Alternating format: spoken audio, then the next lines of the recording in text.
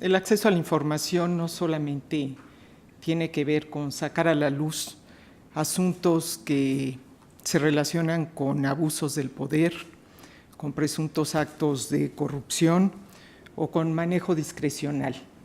El acceso a la información también nos permite ver y conocer a algunos otros que tienen un impacto social o humanitario. En este caso, todos los días advertimos en los medios de comunicación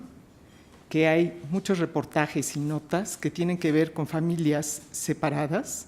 en la frontera norte. Para todos es conocido que en los últimos años los controles migratorios en esta frontera se han recrudecido.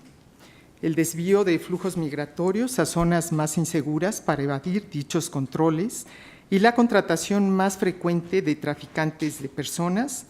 ha aumentado al poner en peligro la vida de los migrantes indocumentados, especialmente la de los niños y las niñas, quienes tienen un mayor grado de exposición a sufrir accidentes y ser incorporados en redes del crimen organizado o ser sometidos a la explotación sexual y laboral.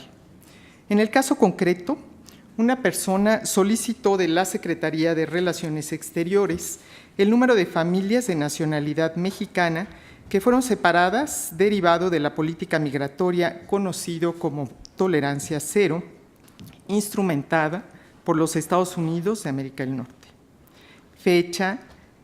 de detención, punto fronterizo en el que fueron separadas, entidad y municipio de origen, número de integrantes de estas familias, cuántos fueron procesados y cuántos retenidos, edades, ciudad en las que se encontraban, delito por el que se les detuvo, nombre de los centros migratorios, la atención que ha proporcionado la Secretaría para reunificarlas, cuántos migrantes continúan en Estados Unidos, si ya se reunificaron, la fecha en que sucedió y si retornaron a su lugar de origen, así como el momento en que la dependencia tuvo conocimiento de esa política.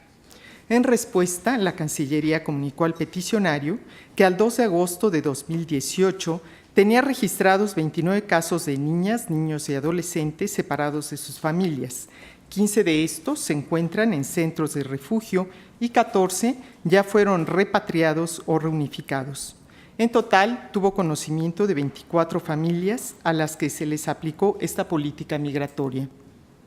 En igual sentido,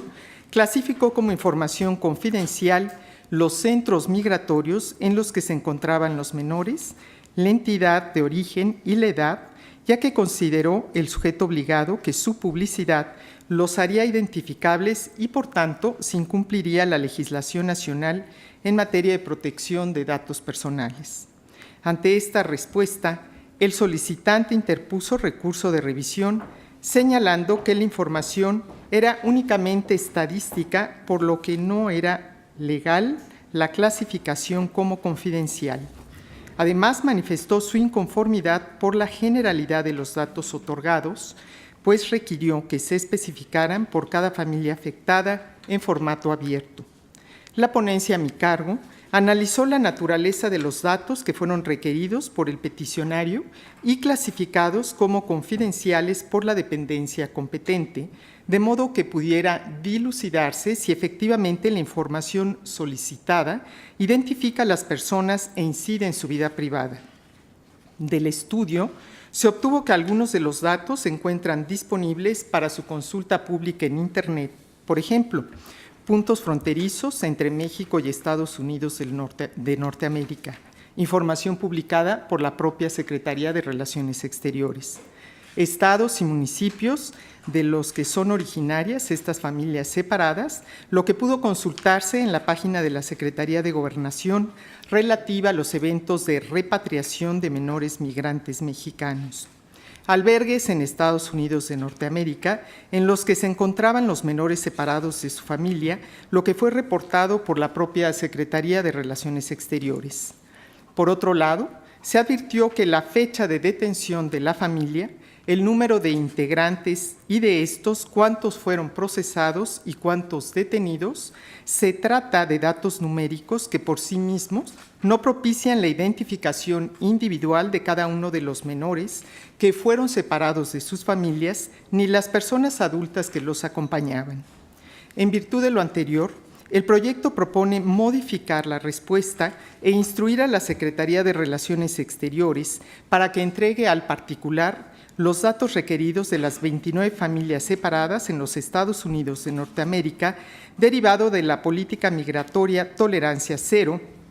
la cual consiste en una serie de acciones formuladas a raíz del incremento del 203% de ingresos ilegales entre marzo de 2017 y marzo de 2018, según el informe del Departamento de Justicia de Estados Unidos, es decir, aproximadamente 50.308 aprehensiones de inmigrantes.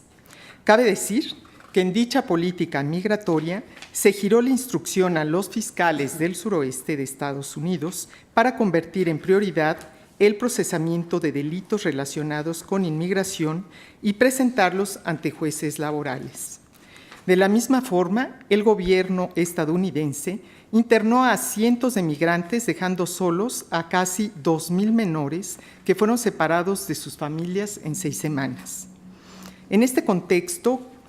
que muestra que las acciones que ha llevado a cabo el Estado mexicano son importantes para la protección y asistencia de las personas migrantes, resulta de interés público, sobre todo cuando involucra el bienestar físico y mental de menores de edad, los cuales, además de ser detenidos para ser deportados a nuestro país, son separados de sus familias en condiciones de incertidumbre y con barreras que van más allá del idioma, el desconocimiento del procedimiento legal, el tiempo que permanecerán en los centros de migración y en qué momento volverán a reunirse con sus familias. Sin duda, esta separación es una evidente violación a los derechos humanos de los niños, niñas y adolescentes por su condición migratoria. Así lo ha determinado la Organización de los Estados Americanos en la resolución denominada Impacto de la política de separación de familias migrantes por parte del Gobierno de Estados Unidos de América sobre los derechos humanos de las personas migrantes, en la cual exhortó al Gobierno de Estados Unidos a promover la identificación de migrantes y solicitantes de refugio que requieran protección internacional y aplicar el principio de no devolución a personas cuyas vidas y libertades podrían estar amenazadas o en riesgo conforme al derecho internacional.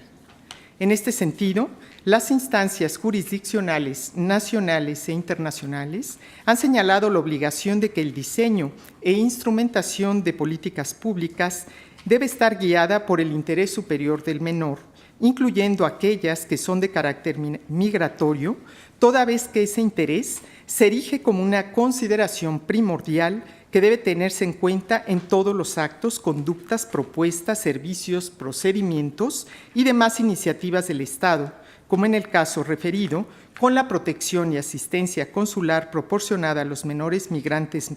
mexicanos por parte de la Secretaría de Relaciones Exteriores. Cabe aclarar que otorgar el acceso a los datos requeridos por el recurrente no representaría un perjuicio para los menores y sus familias, ya que se trata de información que se encuentra disponible en diversas publicaciones de la dependencia en Internet y algunos otros son de carácter numérico que no identifican ni hacen identificables a las personas. De ahí que su difusión no transgreda la vida privada e íntima y, por lo tanto, debe permitirse el acceso para que sea conocida por la sociedad en su conjunto. Finalmente, cabe mencionar que el artículo 13.2 de la Declaración Universal de Derechos Humanos establece el derecho de migrar. Por tanto, es universal a todos los seres humanos. Como afirma Luigi Ferrajoli, no se trata de último de reciente generación, sino del más antiguo de los derechos naturales. Es cuanto, presidente, comisionada y comisionados. Muchas gracias, comisionada Blanca Lilia.